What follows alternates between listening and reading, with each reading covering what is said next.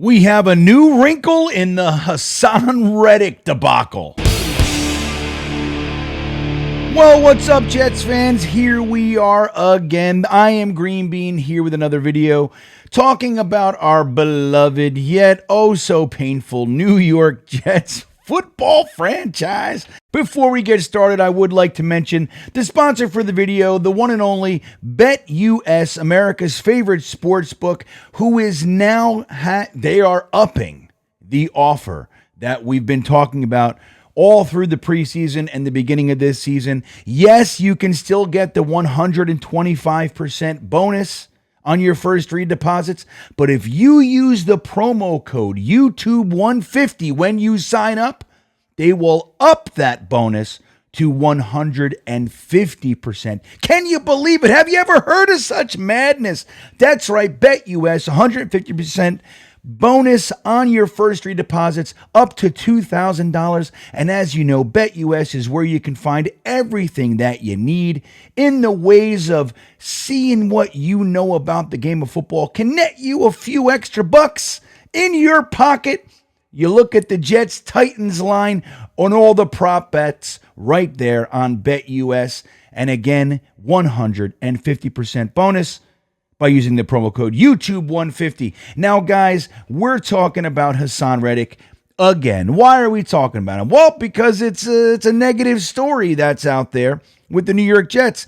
And when you get your butts kicked week one in front of the world on Monday Night Football, which I don't know why they keep doing that to us. We're a 7-win team for the last 2 years. We had 4 wins before that, 2 wins before that. Like, why are we continually the marquee attraction on Monday? Let us get rolling for a second.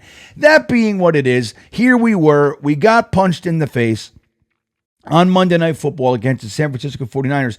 And one thing that was seemingly absent was the prowess of our defensive line. Now, we did get some pressures, and we got a couple sacks, but they didn't have the impact that you really wanted them to have. As a matter of fact, I think the poor tackling trumps whatever positives could have come out of the defensive line's performance. So Haason Reddick being absent, it becomes a glaring wound on the body of the team. That's just what happens. So reported recently down there on Philly radio by a Philly reporter named Tyrone Johnson. Now, this is speculative, but he reported it. He said that the reason that Haason Reddick might be holding out and with such firmness, when you look at it from all, objective eyes, it's like it doesn't make any sense. Why are you doing this? Like, you're just losing almost $1 million a week now at $800,000. It's crazy. It just seems like a futile effort and a fool's errand. But there were whispers that there were numerous teams willing to pay Haason Reddick. They weren't willing to pay him and give the Eagles high compensation. So the Jets snuck in there. They were willing to give compensation and not pay him. So the Eagles, being the Eagles, they're looking out for the franchise. They just said, all right, well, we'll take the highest offer, which was a 3rd-round pick in 2026. So not even this upcoming draft. Essentially, at the time, the value of a 5th-round pick as far as that period of time went. There were other teams, though, willing to pay him. So just like the Eagles don't care about what teams are going to pay him, they care about their compensation. Haason Reddick doesn't care about the compensation. He cares about what teams are willing to pay him. So if he believes and his agent believes strongly, if we can wiggle out from the New York Jets, if we can just be an annoying thorn in their side, they will ultimately have to trade you and we will ultimately get our money.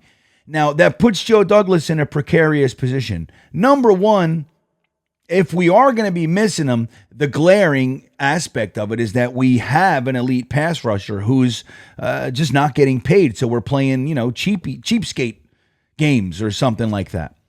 Now, the other thing is, if you end up trading him for less than that compensation or even equal compensation, somebody gives him a little bit more money than you were offering, and he ends up lighting it up, then you got your, you look like a fool that way too. So Joe Douglas is kind of in a lose-lose.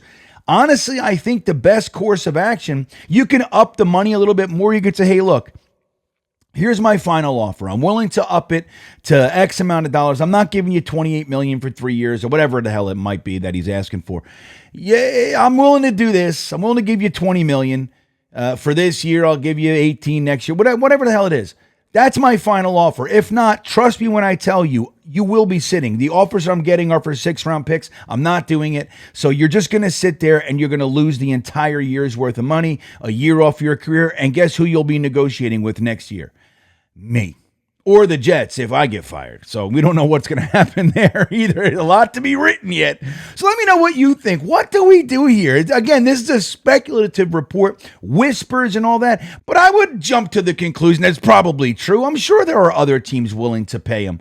I think Joe Douglas, while I do support Joe Douglas by and large, I do think one of the rubs is, a little cheap. A little bit. A little bit. A little cheap. A little bit cheap. So I think that there are definitely teams that would be willing to pay him. So what do we do here? Do we try to trade him? Do you trade him for less than you got at this point? I don't think that's a good idea. But let me know what you think in the comments. I look forward to hearing what you have to say. And as we gear up to go into Tennessee, I'm excited. I think the Jets are going to bounce back. We'll talk about that in other videos. But let me know what you think about this one. And as always, go Jets.